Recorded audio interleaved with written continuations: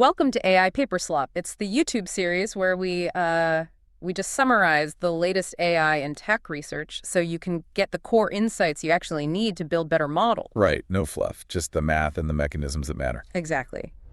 And today we are tearing into a May 2026 paper called Why Muon Outperforms Atom, a Curvature Perspective. Yeah, by Xu Chuang and a great team of researchers. And look, to give you the core insight right out of the gate. Please do. We already know Muon is about 2 times faster than Atom for pre-training large language models. Yeah. But this paper finally proves why. And it's not because Muon finds a better first-order gradient direction. Right. It's not taking bigger steps either, is it? No, not at all. Instead, Muon incurs a significantly smaller second-order curvature penalty.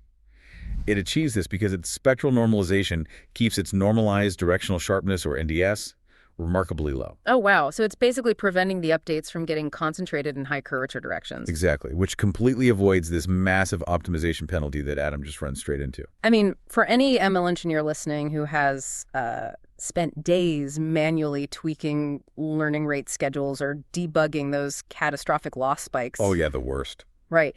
That summary alone probably hits close to home. And the authors didn't just theorize this, they set up a rigorous empirical test to actually watch how these optimizers step through the parameter space. Yeah, they trained a 124 million parameter nano-GPT model on the fine web dataset, which is no small feat because computing the Hessian, the matrix of all the second-order derivatives, that scales quadratically. So doing that on 124 million parameters requires, serious compute. Right. They wanted to compare apples to apples, so they used a second-order Taylor expansion to approximate the one-step loss decrease for both optimizers.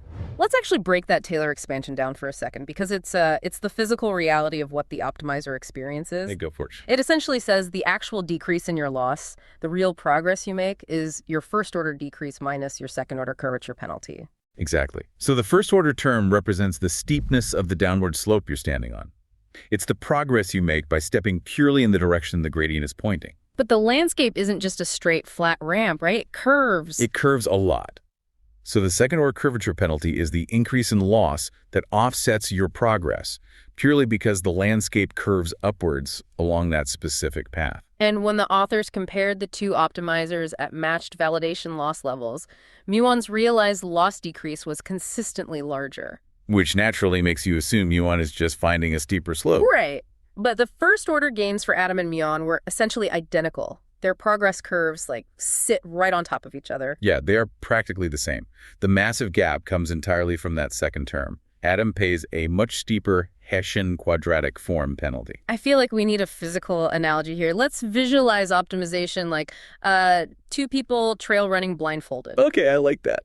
You and your buddy, let's call him Atom, are running at the exact same speed, heading in the exact same general direction toward the bottom of the valley. That perfectly covers the identical first-order progress.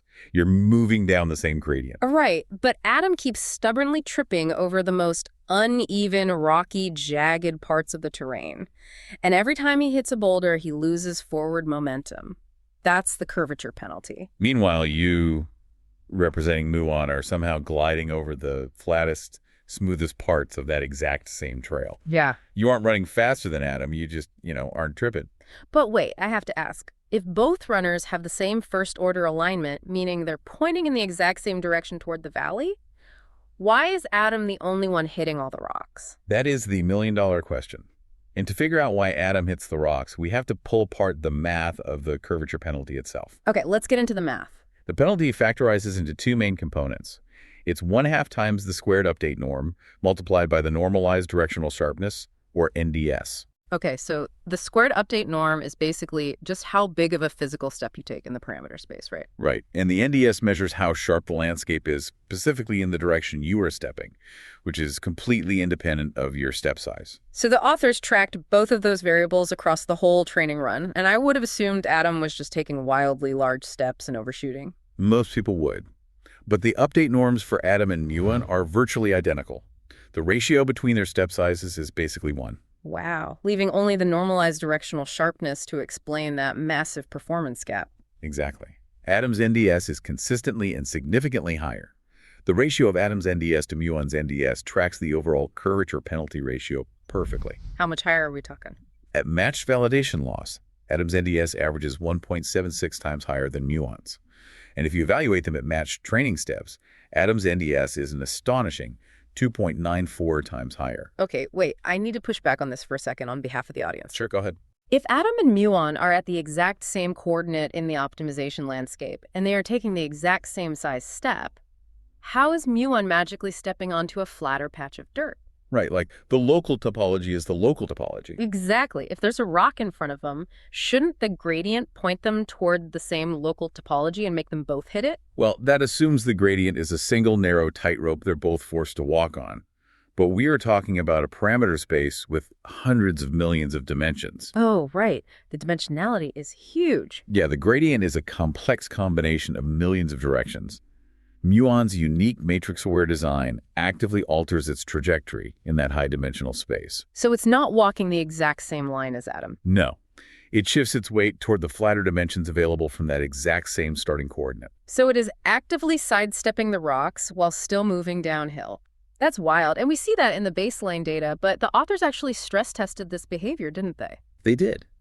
They needed to know if Muon's rock avoidance holds up when the landscape gets exceptionally harsh, like nothing but jagged cliffs. And in language modeling, those jagged cliffs are usually created by heavy-tailed, imbalanced training data, right? Exactly.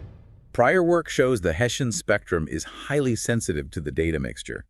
So to control this, the authors generated a synthetic dataset using a zip probabilistic context-free grammar. Also known as a PCFG. Let's unpack why a Zipfian distribution ruins a loss landscape. Yeah, it's pretty brutal. A heavy-tailed distribution basically means a tiny fraction of your tokens or grammatical structures appear constantly, while others appear maybe once in a million tokens. Right, so when the model tries to update its weights, it gets violently pulled in a few dominant directions by those frequent tokens. And the rare tokens barely register at all, which creates these massive, jagged spikes in the parameter gradients. Exactly, and the authors explicitly controlled the level of that data imbalance using an exponent they called S. Okay, how does S work? At 0, the token emission is balanced. But as you push S toward 1, the probability mass concentrates aggressively on just a few highly ranked tokens. The landscape becomes incredibly hostile. So they cranked up that imbalance dial, basically forcing both optimizers to train through this harsher environment. Yep, and as you'd expect, both face higher NDS as the terrain degraded. But their reactions were completely divergent. Let me guess. Atom didn't handle it well. Not at all. Atom's normalized NDS skyrocketed from 1.63 all the way up to 2.38. It essentially face-planted into the curvature. And Muon. Muon's NDS barely crept up. It moved from 1.00 to just 1.25. That's insane. So the NDS gap between them widened by, what, 1.8 times under stress? Yeah, almost double. Muon's advantage actively compounds when the data gets messy. But the analysis didn't even stop at the data mixture. Right, they took the sharpness advantage and mapped it across the physical architecture of the model itself by breaking down the Hessian matrix into layer-by-layer blocks. Exactly. The diagonal blocks represent within-layer curvature, which is how a layer's update interacts with its own parameters. And the off-diagonal blocks capture the cross-layer interactions. Right. And as training progresses, Muon's cross-layer NDS drops incredibly fast, meaning its survival strategy shifts to keeping the within-layer curvature small. So the layers are handling their own curvature independently. Yeah, over the course of training, the share of Muon's total NDS coming from within-layer curvature jumps from 14% to 44%. Well, Atom's within-layer composition stays relatively stagnant, right? Okay. Moving only from 27% to 34%. Exactly, and the location of that within-layer gap is honestly the most revealing part of the whole paper. Yeah, the boundary layers. Roughly 70% of the within-layer NDS gap between the two optimizers is localized in just layer 1, the embedding layer, and layer 12, the final output layer. Which is such a cool finding. The deep layers accounted for 28%, and the middle layers were just a trivial 2%. I mean, think about the mechanics of the network. It's so intuitive. The boundary layers are the ones getting directly slammed by the imbalanced data distribution. Right, the embedding layer literally takes in the skewed token frequencies, and the output layer has to produce the logits for them. They're the frontline walls absorbing the impact, so it makes perfect sense that the optimizer surviving data imbalance better is doing its heavy lifting at the literal entry and exit doors of the network. Absolutely. So we can clearly see the empirical results. Muon handles data imbalance with drastically lower NDS, localizes that advantage in the boundary layers, and outperforms Atom. But seeing the empirical result isn't the same as proving the mathematical mechanism. To satisfy the rigorous ML researchers listening, we need the theoretical why. Right. How does Muon's matrix math actually prevent it from hitting these boulders? So the authors built a stylized quadratic model of the Hessian, and they didn't just guess the properties of this theoretical landscape. No, they explicitly mapped 4 real-world realities from actual LLM pre-training dynamics to ensure their model was accurate. Let's run through those 4 realities. What did they find when they measured real-world curvature? The first reality is low Kronecker rankness. When you have a massive weight matrix, calculating the curvature for every single parameter interaction is literally impossible. Right. The compute would take forever. Yeah, so building on KFA and natural gradient descent, they showed the local Hessian operator on a matrix block can be approximated by looking at the input activations and output gradients separately. Which perfectly sets up the second reality, simultaneous diagonalization. Exactly. They verified that the Kronecker factors of the Hessian approximately share common orthogonal eigenbases. So in plain English, the parameters in a given layer operate in a shared mathematical space, and a single orthogonal basis captured nearly 90% of the energy. Yep, you nailed it. Now the third reality is really the critical one. Curvature, heterogeneity. The landscape is not uniformly bumpy. Understatement of the year.